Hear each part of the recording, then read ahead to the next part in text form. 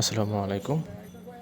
ঢাকার মধ্যে সবচাইতে আমার দেখা খুব সুন্দর একজন মানুষ এবং খুব ভালো মনের একজন মানুষ এই চাচা।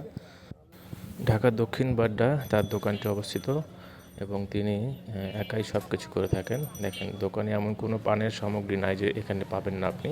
সব ধরনের পান পাবেন আপনি। অনেক রকমের আইটেমের পান আছে, সুপারি আছে এবং বিভিন্ন ধরনের মশলা, জর্দা এগুলো আপনি পাবেন। চাচা কিন্তু পাইকারি এবং খুচরা দুটোই বিক্রি করে থাকে। চাচা কিন্তু খুবই সৎ মানুষ এবং খুবই একজন ভালো মানুষ। তার সাথে আমি অনেকদিন হলেই পরিচিত আছি আমি। আমি গেলে দেখুন অনেক খুশি হয় এবং খুবই হাসি মুখে তিনি কাস্টমারের সাথে ব্যবহার করেন।